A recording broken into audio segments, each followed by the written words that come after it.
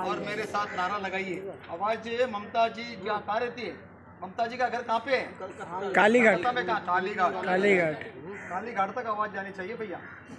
भारत माता की जय! भारत माता की जय! वंदे मातरम! वंदे मातरम! जय श्री राम! जय श्री राम! हमारे आज के इस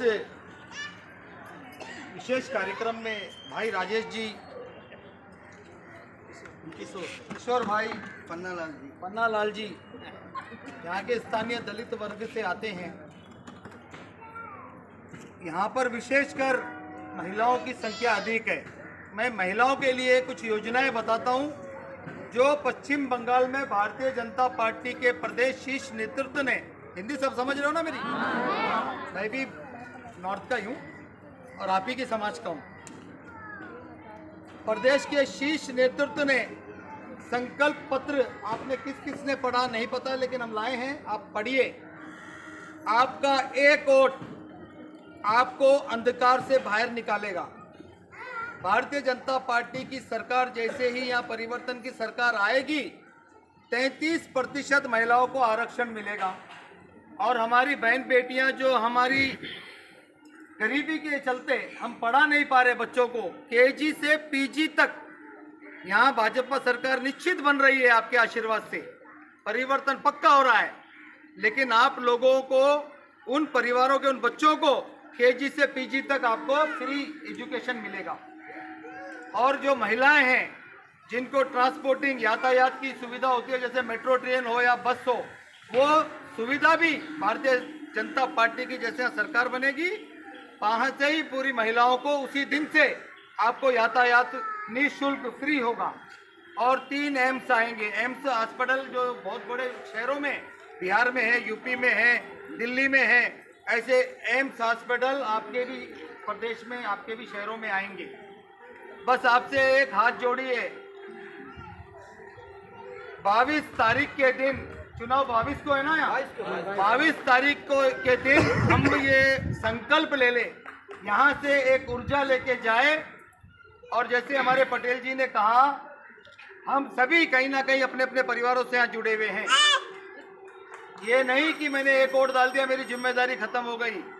आपका एक वोट के साथ आप 10-10 लोगों को बूथ पर ले जाइए, अपना कमल के फूल के बटन पर बटन दबाइए और पवन सिंह जो यहाँ के प्रत्याशी है, पवन सिंह को इतनी मेजॉरिटी से जिता दो कि ममता सरकार घबरा जाए। अभी से तो बौखलाहट में आ चुकी है, अभी से बौखलाहट में है। केवल बंगाल का विकास हुआ है तो केवल उसके भतीजे का या उसका, या उसके तोलाबाज कटमनी सिंडिकेट के लोगों का, उन गुंडों का हुआ है। हमको किसी से डरना नहीं है। हमको अपना, ये बाबा साहब भीमराव अंबेडकर जी के हम सभी अनुयायी हैं। बाबा साहब ने हमको ये अधिकार दिया है, मत का अधिकार दिया है, अच्छी सरकार को चुनने का अधिकार दिया है। और रहा यहाँ पर जितने भी गरीब लोग यहाँ रह रहे हैं, हम बंगाल के तकरीबन बहुत से ही दलित वार्डों में, बस्तियों में जाकर हमने देखा है, काफी दशा दिशा निंदन, काफी परेशान है। बहुत सी विधानसभाओं में हम गए, वहाँ पे दयनीय परिस्थिति में आज हमारा समाज रह रहा है। जैसे कि वाल्मीकि समाज सफाई कर्मचारी समाज से जुड़ा हुआ होता है, आपकी समाज भी सफाई कर्मचारी पेशे से जुड़ी हुई है, मलिक समाज भी सफाई कर्मचारी पेशे से जुड़ी हुई है। जितनी भी सफाई कर्मचारी से जुड़ी समाजें हैं, उनको कैलाश विजयवर्गीय जी भाजपा के राष्ट्रीय महासचिव है और यहाँ के इस प्रदेश के वो प्रभारी है। पिछले 5 वर्षों से उन्होंने पश्चिम बंगाल में डेरा डाल रखा है और किसी ना किसी कीमत पे हमको ये बंगाल जीतना है, बीजेपी की सरकार लानी है। और उनका सबसे अधिक प्रयास कैलाश विजयवर्गीय जी का दलितों के लिए, उनके दिल में पीड़ा है। हमारी एक सभा हुई थी भाजपा कार्यालय में, किसी कारणवश आपसे हम संपर्क नहीं कर पाए, 150 लोग आए थे।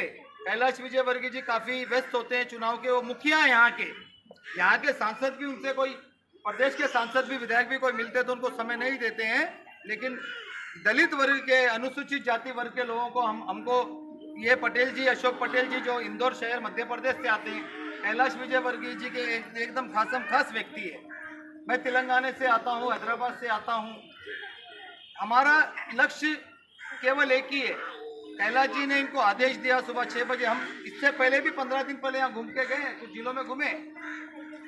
कैलाश जी ने इनको फोन किया कि आप तुरंत पहुंचो, और कैलाश जी ने मीटिंग में हमको एक ही आदेश दिया कि आप दलित वार्डों में जाओ, दलितों के मोहल्ले में जाओ, वहाँ की दशा दिशा देखो, उनकी गरीबी देखो, उनको क्या दुख तकलीफ है वो देखो। और जिस दिन हमारी सरकार आ गई, और मैं ये दावे के साथ कह सकता हूँ आपको, भारतीय जनता पार्टी की सरकार तो निश्चित है। अगर सबसे ज्यादा किसी को लाभ होगा तो हमें होगा, दलितों को होगा। कैसे होगा? क्योंकि सफाई कर्मचारी में मुझे बताया गया, तकरीबन जहाँ भी सफाई पेशे के जुड़े हमारे दलित वर्ग के गरीब भाई बहन हैं, उन्होंने ये बताया कि 3,000 वेतन हमको मिलता है। 3,000 वेतन में ये मान लो कि आज हम दाल और चावल भी खरीदेंगे तो 100-125 रुपए का तो उसकी कीमत है। तो आप क्या अच्छा लालन पालन अपने बच्चों का दोगे, क्या अच्छी शिक्षा दे पाओगे? ये पूरी जिम्मेदार यहाँ की टीएमसी सरकार है, ममता सरकार है।